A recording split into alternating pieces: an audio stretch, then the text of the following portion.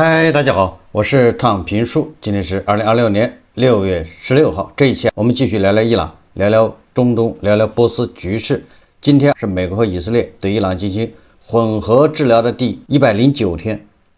也是哈梅內伊悟道成仙的第109天，同時也是哈梅內爾穆杰塔巴音信全無、人間蒸發的第109天。根据媒體報道，美國和伊朗方面都宣布諒解備忘錄已經簽署了。當然，這個恐怕指的是電子版，也就是美國的副總統萬斯和伊朗的議長卡利巴夫分別的簽了這個諒解備忘錄電子版。正式的文本6月19號，就這個周末在瑞士日內瓦簽署同一份諒解備忘錄，雙方各自宣布各自大獲全勝。當然了，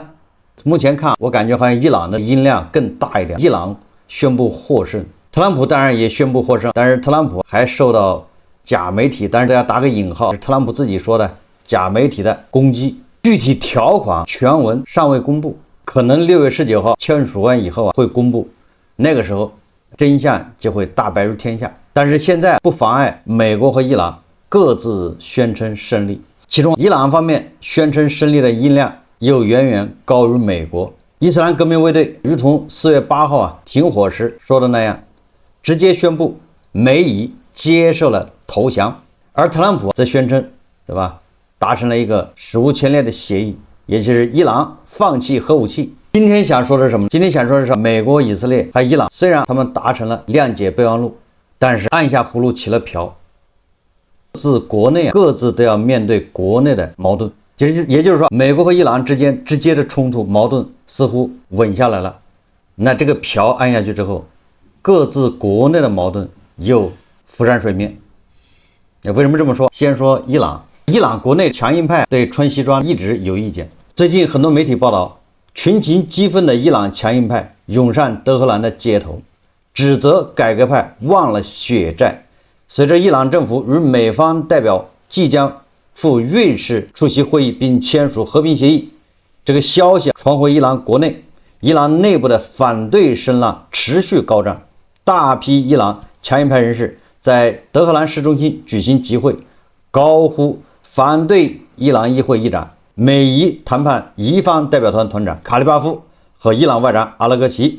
指責改革派人物在談判期間忘記了血海深仇。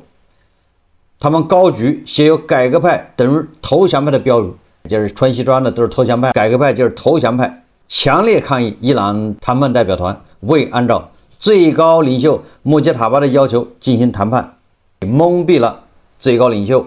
情緒激動的抗議人群高喊卡利巴夫、阿拉格齊，質問他們：我們領袖的鮮血難道白流了嗎？紛紛指責伊朗談判代表在未經穆杰塔巴許可的情況下私相授受。有強硬派代表在現場表示，穆杰塔巴對美伊談判一直保持沉默，這就表明他們就是穆杰塔巴並不贊同他們的談判方式和最終結果。實際上，最近一周，伊朗強硬派通過媒體和民間聲音多次傳達對當前伊朗政府談判團隊的不滿。他們批評伊朗外交部和談判团隊在最終和平協議中向美國做出了過多的讓步，並且沒有嚴格的約束機制。也就是說，在伊朗的這個宣傳下面，伊朗人甚至包括印度很多談判認為伊朗已經取得了勝利，特朗普夾着尾巴逃跑了，美軍只能倉皇撤離霍爾木茲海峽，遠離伊朗本土。那麼在這種情況下，你簽的這些協議那就是賣國協議，你通過這個諒解備忘錄，伊朗得到什麼好處了？這就是伊朗的國內談判強硬派，因為他們還停留在勝利的敘事中，通過伊朗革命衛隊，通過伊朗顽強的反抗，特朗普逃跑了。既然是逃跑被打服了，怎麼他簽的備忘錄好像沒占到什麼便宜啊？所以伊朗國內的這些強硬派現在正在鬧事，氣氛非常緊張。那當然了，還有其他的原因。我們一直說，由於穆杰塔巴这是最高領袖神隱3個多月，沒有聲音，沒有頭像，也伊朗整個國內群龍無首。這中間佩澤西奇傳言辭職就傳了好幾次。那美國國內一樣，美國國內現在對特朗普那是毫無疑問，美國的民主黨還有美國的共和黨裡面的強硬派那就認為特朗普一場史無前例的失敗。所以特朗普很生氣。這個特朗普他在社交平台上發文說，伊朗已經同意永遠不會擁有核武器。有關美國向伊朗支付3億美元報道是假新聞，是民主黨人散布出來的。當然了，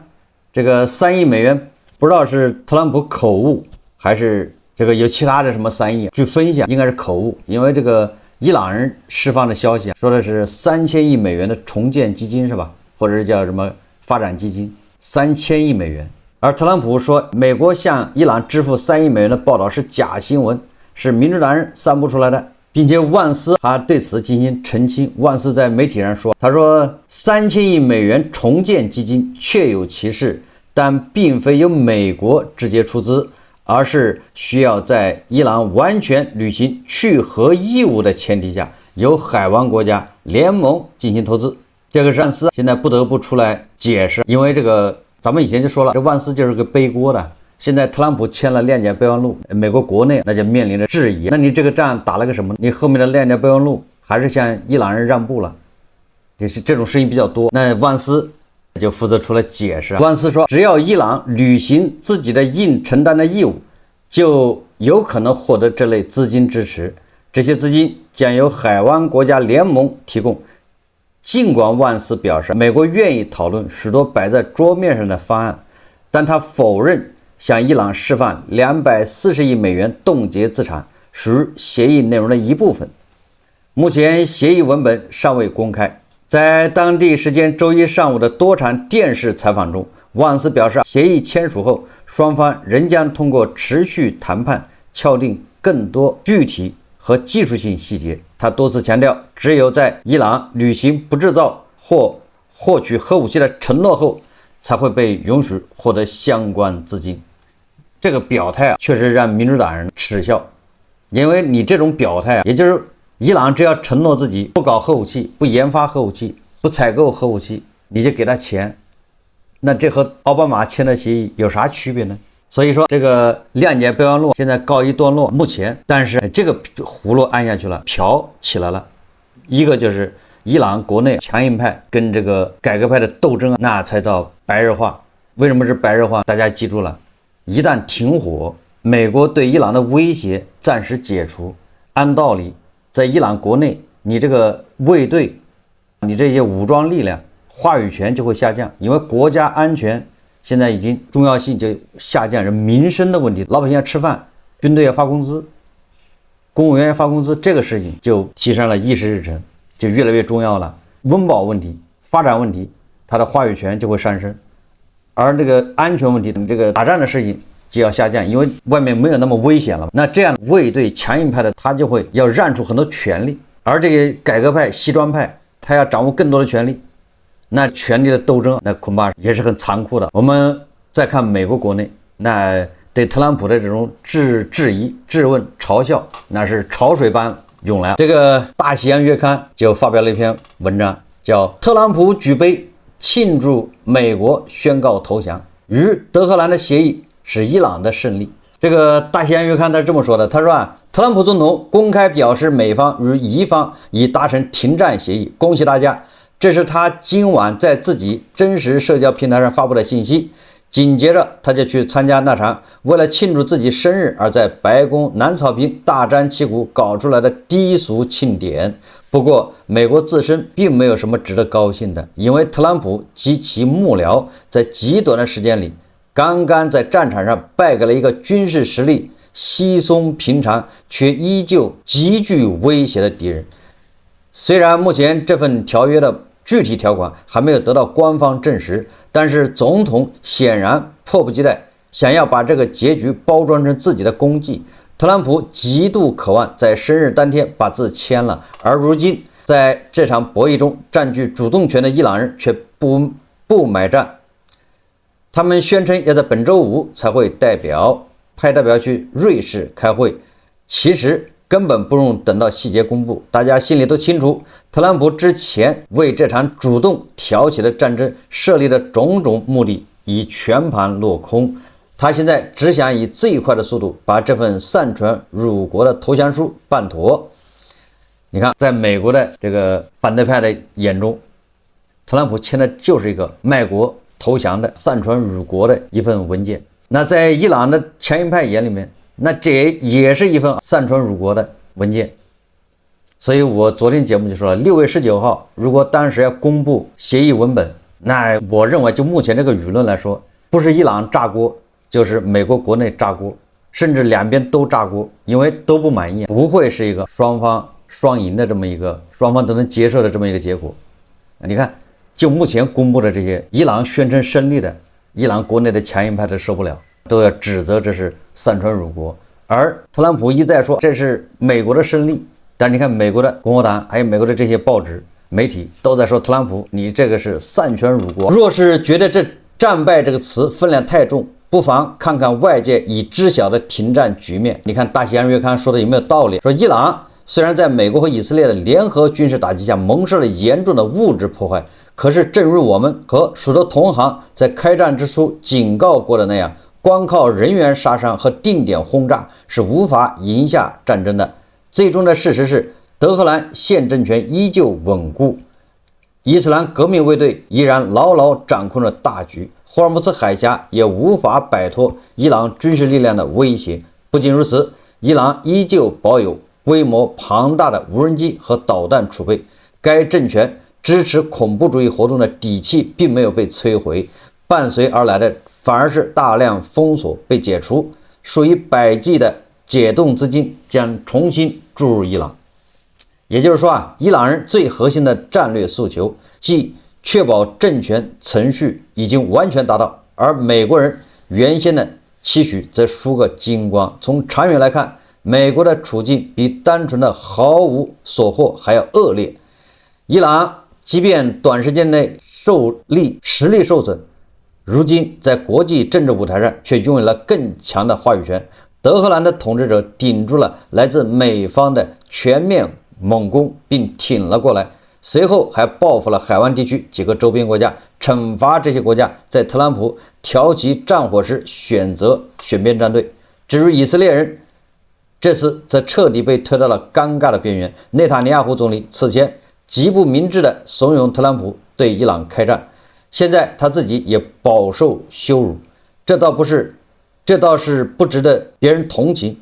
伊朗人非常狡猾地把內塔尼亞胡在黎巴嫩對付真主黨的戰線與特朗普在海灣戰局綁在了一起，導致美國如今很難從泥潭中抽身。特朗普也因此對內塔尼亞胡大發雷霆。特朗普政府隨後必然會標榜自己贏得了勝利，理由是他們確保了伊朗無法擁有核武器。不過這種表態既荒唐又多餘。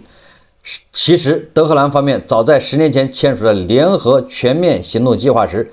就已經承諾過不尋求發展核武器。雖然伊朗人信用存疑，但在特朗普首個總統任期內單方面廢除該協議之前，該計劃的運行狀況其實良好。更真實的情況是，在特朗普決定挑起戰爭的時候，伊朗並沒有能力在短期內立刻制造出核彈，絕對不像特朗普所聲稱那樣能在幾周內掌握核武。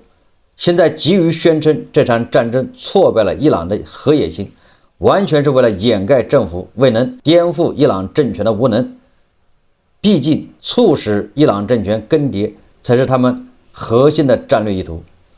特朗普宣稱自己成功組織了伊朗研制核武，這讓人想起那個關於倫敦出租車司機的經典老笑話。雙方的這一項協議如果真的能在本周五正式簽署，隨後就會開啟一段長達2個月的後續談判期。特朗普屆時或許會辯稱自己能在後續的交涉中爭取到更多利益，可他究竟要如何實現呢？幾個星期以來，說特朗普一直在公開念叨着要清除伊朗的核塵埃，這是他獨創的古怪詞彙，用來指代那些如今被掩埋在美國軍隊轟炸廢墟之下的鈾元素。國防部長海克塞斯也在今天上午宣布，美方已經擬定了数套移除這些核材料的方案。可是伊朗方面正忙着在這些鈾物質周圍布置大量的鬼雷，以此確保其留在原地。況且無論海克塞斯如何吹噓，只要沒有德黑蘭當局的美國根本不可能派兵進入伊朗境內去強行挖掘，實際情況反而更糟。伊朗人如今有了更充分的理由去全速研制核武器，而且其目前的研发過程完全可以做到悄无声息，其透明度遠低於當年在聯合國全面行動計劃限制下的狀態。這個大西洋月刊說，在此期間，霍爾木茲海峽將會重新開放，但這條航道其實一直都處於開通狀態，至少對於伊朗允許通過的船只而言，從來都是暢通的。特朗普在發布喜報時寫道：“我特此全權批准霍爾木茲海峽免費開放。”這聽起來雖然很美，但這種發言的分量其實就像筆者的妻子，甚至我家養的貓來宣布霍爾木茲海峽開放一樣毫無意義，因為只有伊朗才握有這條通道的決定權。這個大西洋月刊還說，儘管美國官方媒體一再堅稱後續所有款項的撥付都必須視伊朗的具體表現而定，但這種模糊不清的限制條件反而滋生了更多的疑度，而且一旦美方在給錢時表現出遲疑，極易導致伊朗人採取強硬立場並反覆扯皮。這場衝突最終雖然讓伊朗遭受了打擊，卻使其政治地位更加鞏固，手頭也擁有了更充裕的資金。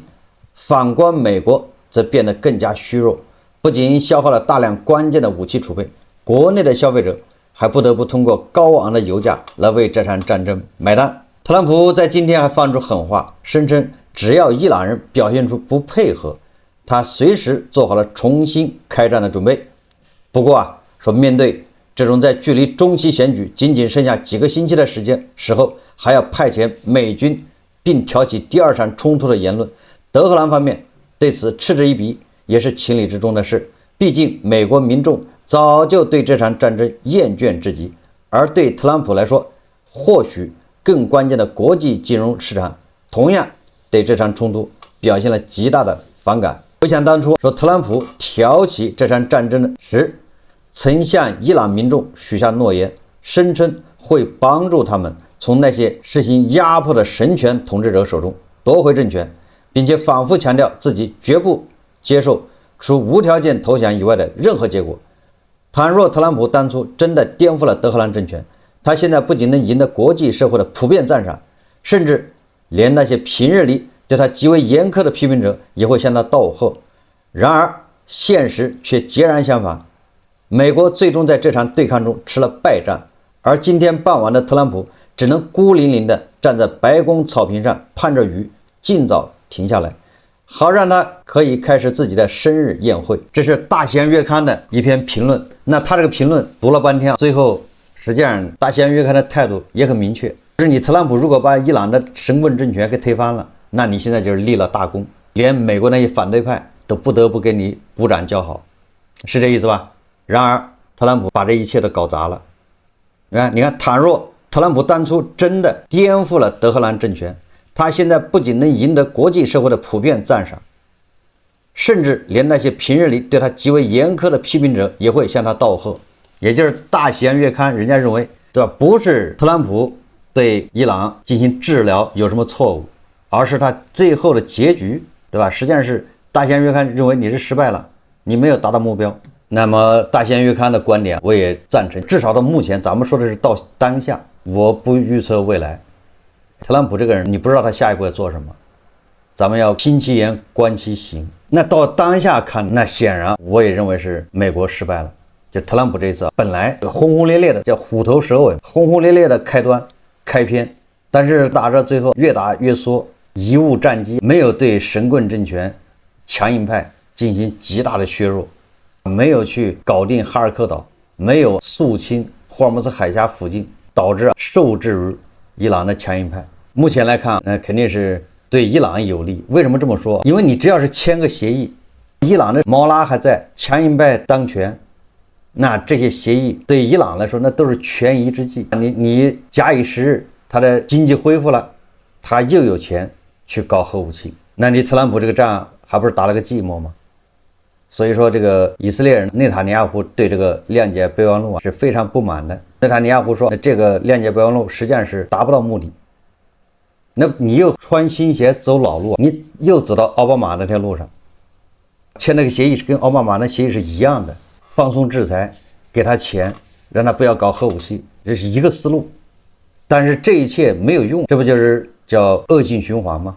但是大西洋月刊說，對伊朗的轟炸，對伊朗的打擊沒有必要。大西洋月刊他認為你特朗普撕毀了核協議，導致這伊朗人要搞核武器，在聯合國是吧？原子能機構核查之下，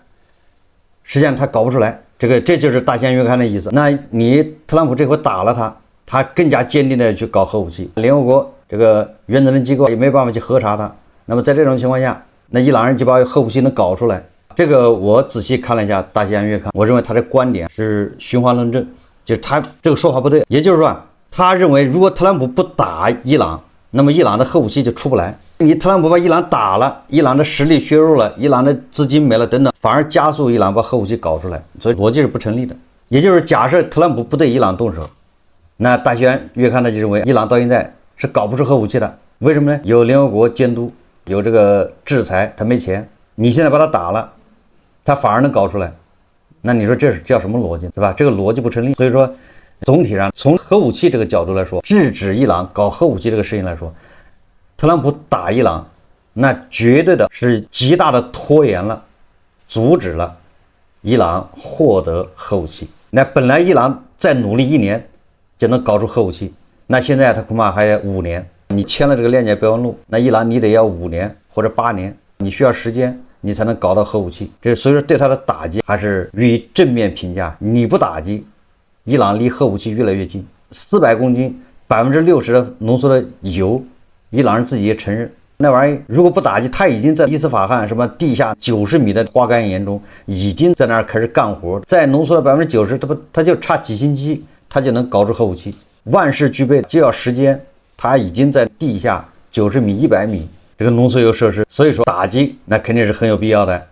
從阻止伊朗獲得核武器這個角度說，打擊是極大的延緩，物理延緩了他獲得核武器至少幾年。我在昨天節目說了，這個我覺得更像是特朗普為了應付中期選舉，他必須要把伊朗這個事降溫。霍爾木茲海峽通航，美國的通脹要下來，油價下降，有利於他中期選舉，所以他急急忙忙要達成一個諒解備忘錄。在諒解備忘錄裡面，盡量達成更多的跟核有關的東西，好讓特朗普宣布自己勝利了。這一切在我看來都是特朗普為了應付，為了度過中期選舉，所以他罵內塔尼亞胡你不懂政治，毫無政治判斷力，對吧？就在我跟伊朗馬上要達成協議的時候，你又去炸，差點功虧一簣。根據這個鳳凰網報道說，美伊談判美方被曝最後關頭讓步，說美方最後關頭讓步。伊朗媒體15日披露，伊朗與美國敲定諒解備忘錄的過程細節，稱在以色列14日襲擊黎巴嫩首都貝魯特後，局勢驟然緊張。伊朗當時已準備對以色列發動新一輪大規模軍事打擊，談判瀕臨破裂。美方隨即提出新的讓步條件，令談判進程得以推進。消息人士表示，備忘錄最後階段最重要的修改主要是包括2項內容，一項是原計劃30天內逐步解除針對伊朗的海上封鎖，被修改為立即解除封鎖；二是進一步明確停火範圍，涵蓋黎巴嫩在內的所有戰線，並增加尊重黎巴嫩主權和領土完整的表述。報道說，有關磋商持續至14日深夜。